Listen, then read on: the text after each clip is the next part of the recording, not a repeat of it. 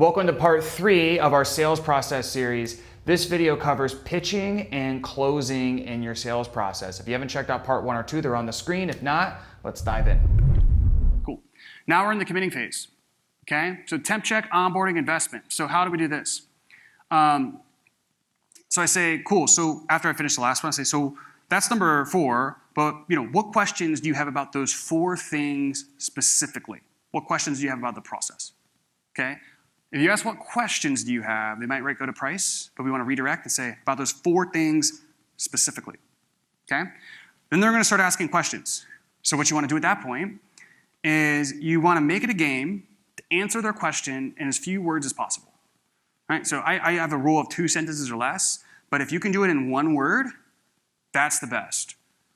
So they might ask a question, you just say, absolutely.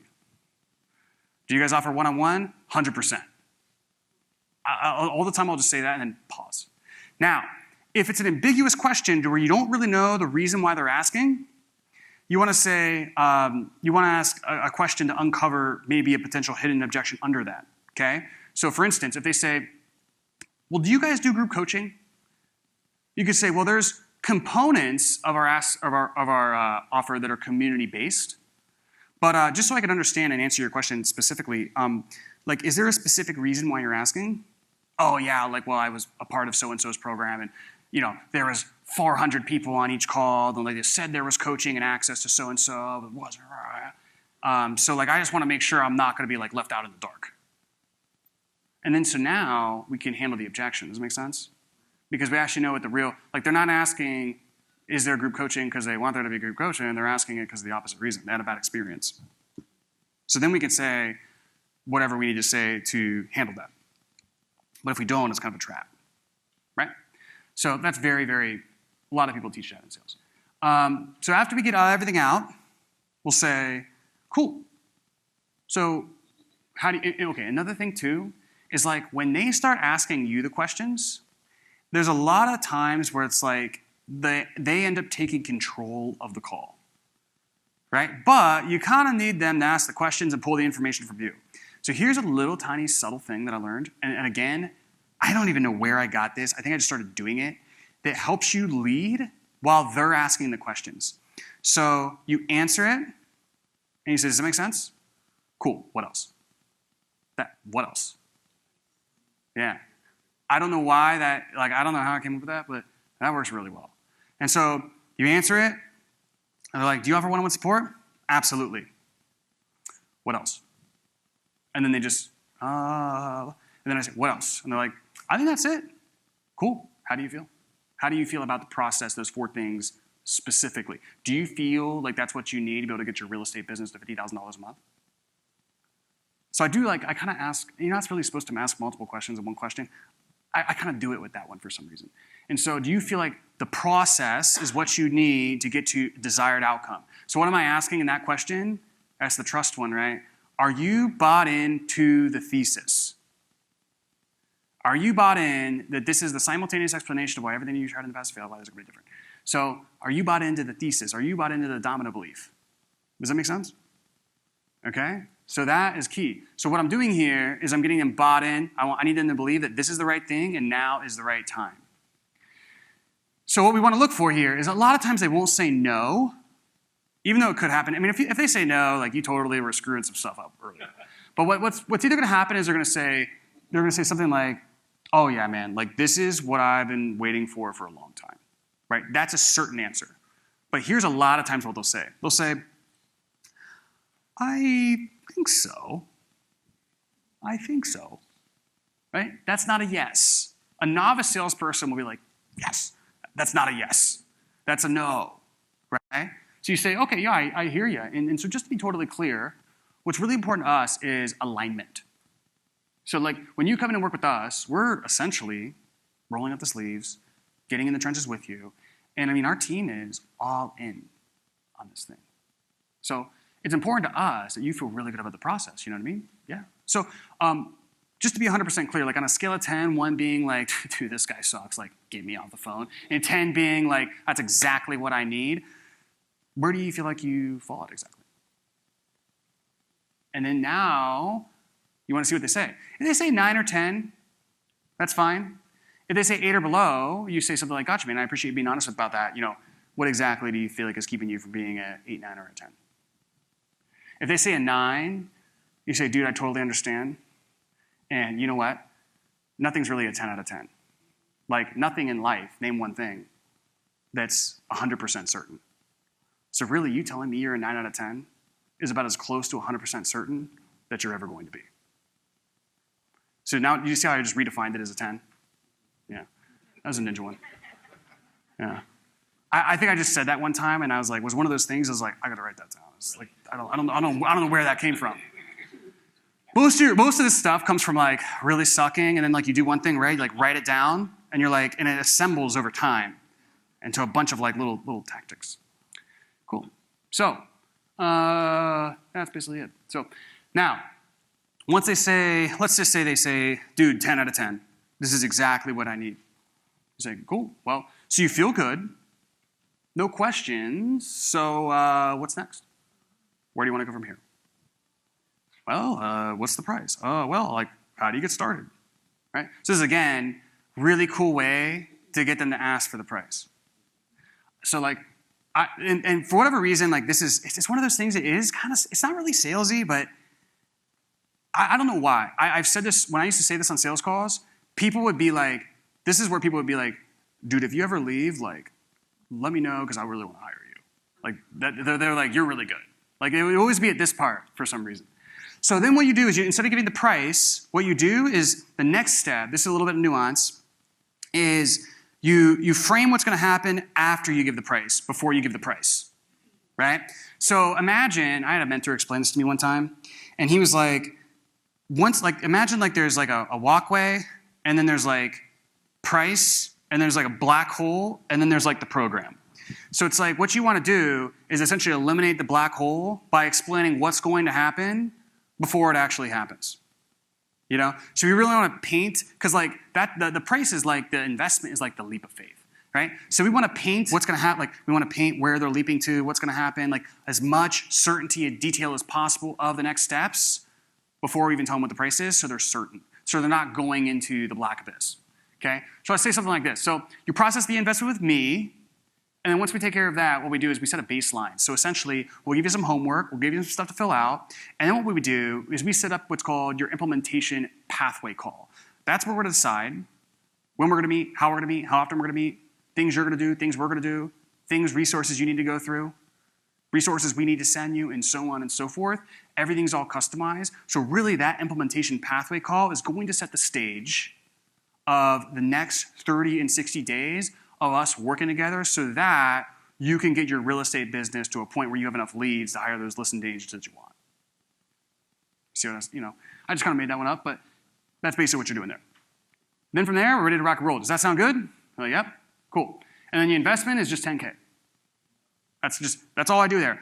If you want to get a little bit fancy, you could say something along the lines of like, in the investment to get your real estate business to $20,000 a month, ultimately $250,000 a year, is just 10K. Like I get, okay, you're chunking up and it's price anchoring, but So let's get you guys the slides. The reason I want to get you guys the slides separately is because if you go through this link, Ali is going to be trying to sell you.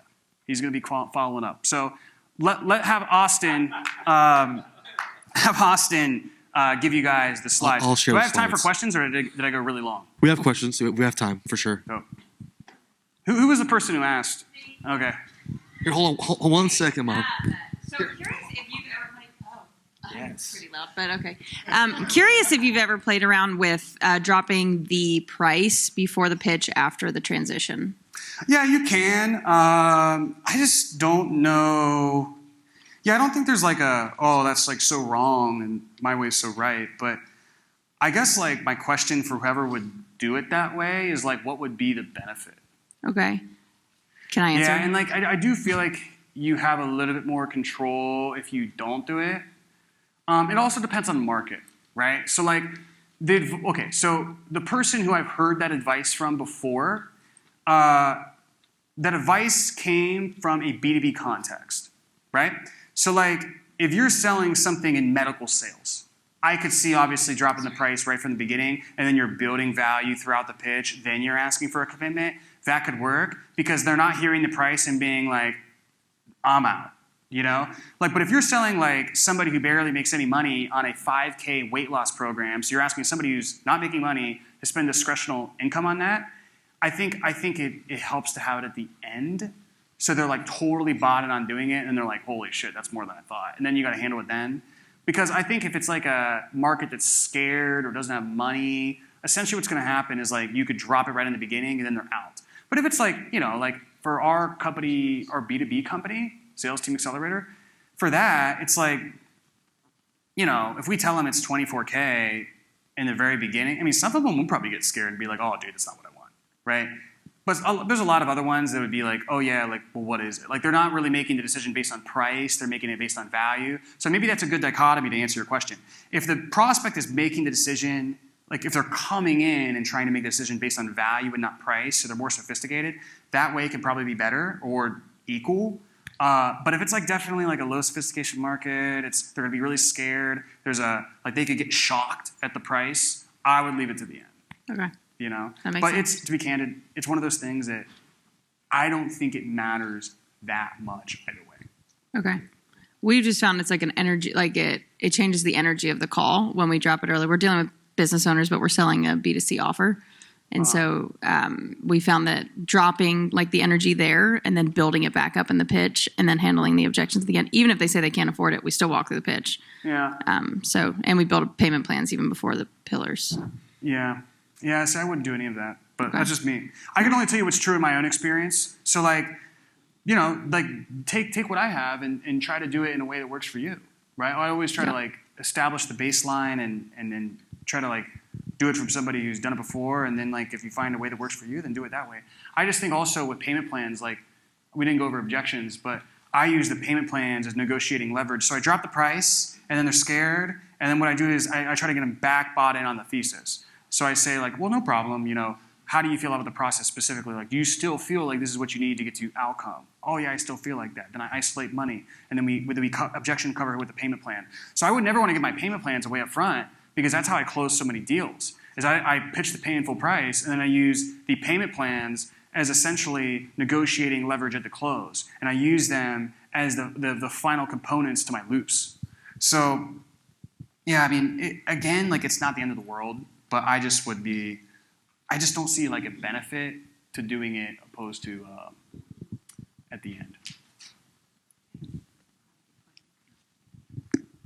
Hey, here, sorry. Thank you. I just have a question in regards to what you said with the suggestion question framework. Do you ever use it to drive the final sale? Like, okay, so what do you want to do? I mean, I can go ahead and take your credit card right now and get you boarded. A little bit too risky there. So like, you could do it, but what I do to drive the final sale is I say, you feel good? Like, yeah. You ready to get started on some homework? Like, yeah. What's your billing address? That's what I say. Yeah. But yeah, a lot of people hate on the assumptive close, but that's like the one assumptive close that I think is pretty good. Thank you. Hey, so my question is about transitioning from support questions or into support questions from the solution. Do you just drop it as, are you married? Or is there a way that you can get into it? So what happens is, again, it's hard to see when you do it on slides, it's kind of hard to tell. But again, like I always was trying to think like, how can I ask the questions in a way where I'm asking it in the best context as I can? So remember, it was in there. It was two different slides, so you couldn't really see. I'm asking the support question right after we go over this big transition and why it's so important to them. And we've gone over the moment of decision. So they just get done telling me about how like they had to do this or die trying or whatever the thing is. And I'm like, and are you married? Is she supportive of this? See how that's so natural? It's not like I'm qualifying, it's coming out of curiosity. Got it. Yeah. Thanks, Cole. That was awesome. I'm right here. Oh, man, Yeah. sorry. Yeah, my question was just for you. How did you build a dominant belief or a central marketing thesis? Like, do you have advice on how to do that, or Yeah. if you don't feel like that's maybe Do you want to give me an example product? real estate. Yeah, real estate coaches, Real estate agents. I mean, agents, like what are they? we're selling like a sales system for them or a mastermind. Okay, but you see how that's a product and not a method? So Correct. what's the method? That's Yeah, what so, I'm So what you have lost to on. look at is you have to look at the product, and you got to think like, why does this, in 60 seconds or less, how can I figure like if somebody just told me, I'd be like, here's why this, what we do and what we teach is unique, different, superior than the rest of the market. All right. So the easiest way to set this up is for somebody who was the product creator to be like, here's the mistake most people in the market make, and the problem with that, and the consequences. So what we do instead is blank. Blank should be the method. Does that make sense? So you kind of got to just brainstorm it. But yeah, it's just something that like, it comes from really, it should be the foundation of why the thing was created in the first place. You know?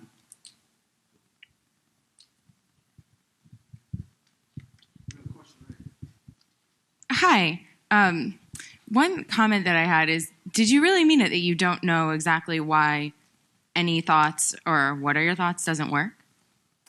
Well, no, what happens is when you say, do you have any thoughts on that? They say no. If you say, what are your thoughts on that? They say yes. Or they'll give you their thoughts. Now, obviously, like, I don't know the exact science behind it. I would imagine, like, it's like instead of a check-in type of feel, it's more of like a direct question. There's a direct command implied in every question. Mm-hmm. Imagine I'm holding a gun and I say, any thoughts? Mm-hmm. You're going to give, I'm saying, tell me a yes or no answer. Mm-hmm. But what are your thoughts? It's, tell me my answer. Tell me a question or tell me a statement. Mm-hmm. Same with what else? Tell me an answer. Tell me a sentence. So it's a implied direct command. Awesome. But anyway, my question is totally big picture, nothing to do with that. I just couldn't resist to say it. Big picture question. I think it's really cool seeing all of the technical stuff and in many senses, all the rules. But over your career, observing all of these different people in all different, phases of their career, who are the people that are top performers, but they do it in a really unique way? And I asked John this question, and so the example I give is like John Daly.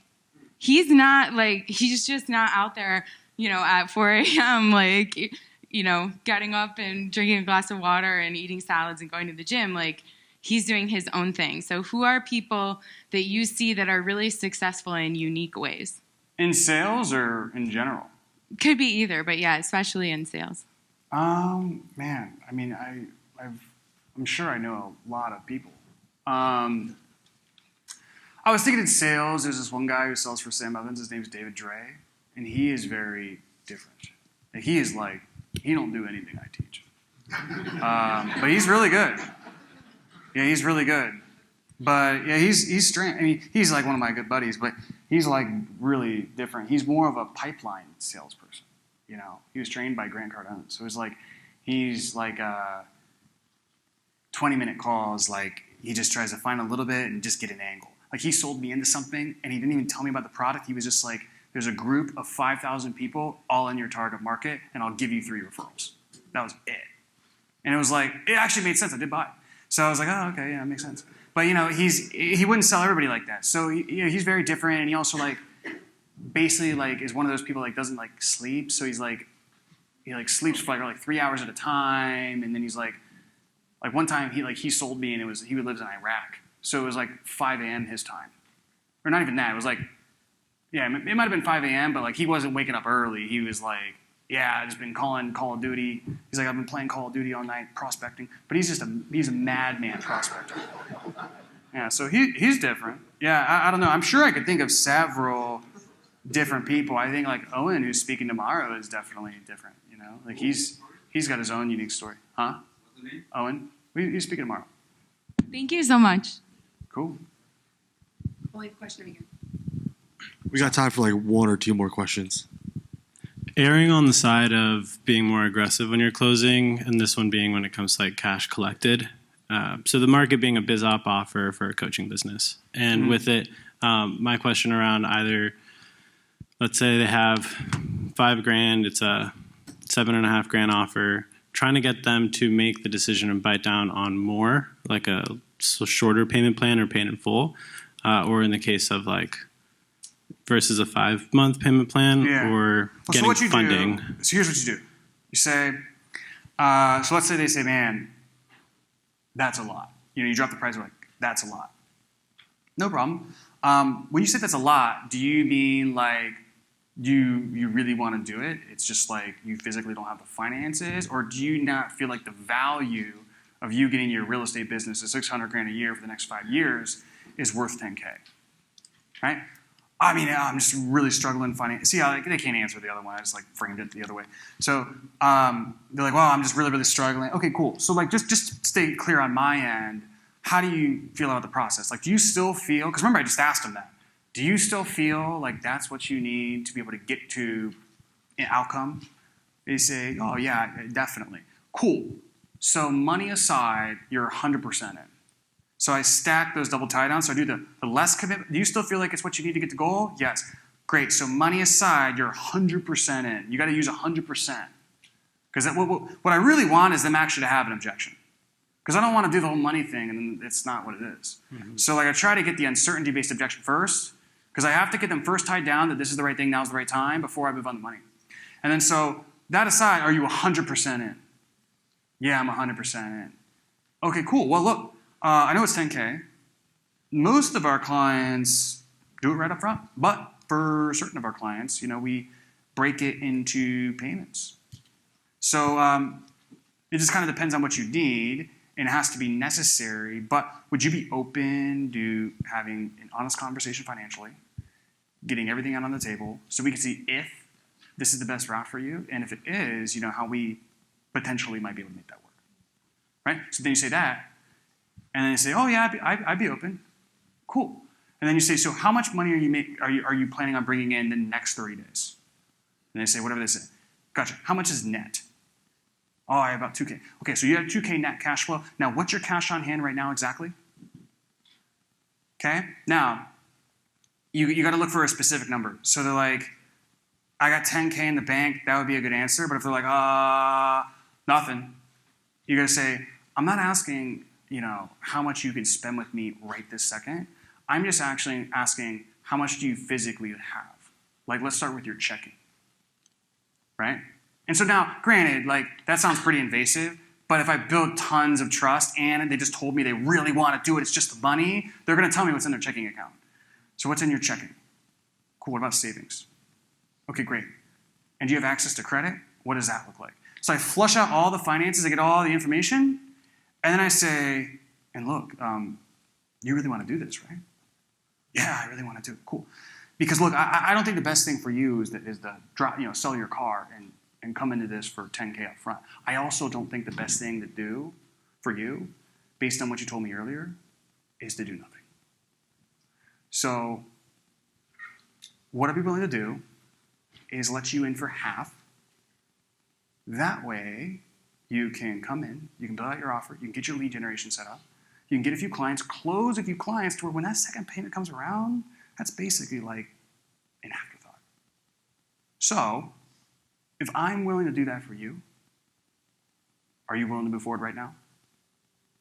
So I've closed like millions and millions and millions with that, right? That's why I don't like doing the price at the end, at the beginning. Because you see how like I just used all those payment plans to tee that up. And I also, how much better was that than saying, well, yeah, you could do a 2-pay.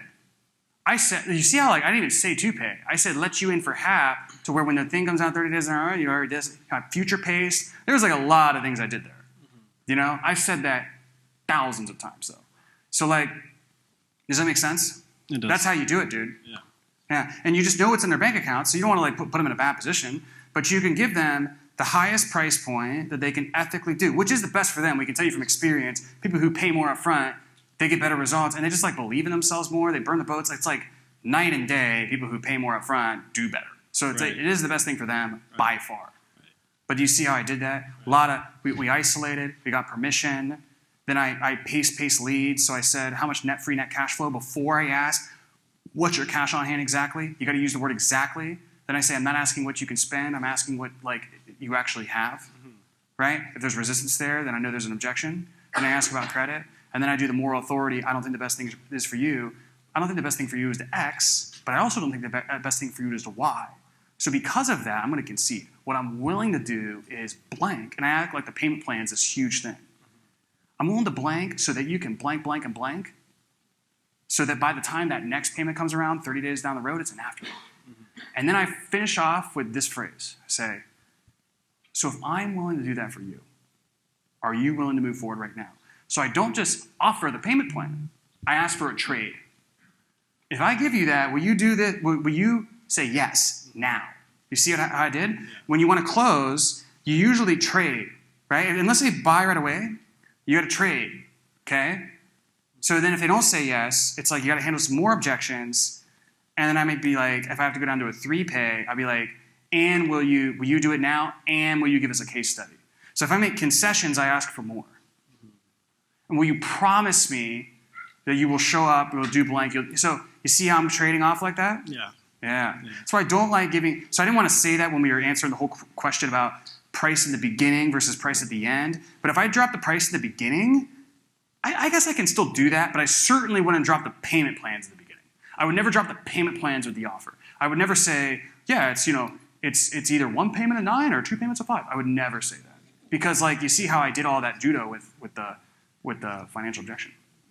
Sweet. Thank you so much. Sweet. We're actually going to wrap up there. We have a panel at the end of the day with Mitchell and Cole and I. And so if you have more questions, we will have a panel at the end of the day. Was that helpful? Was that good?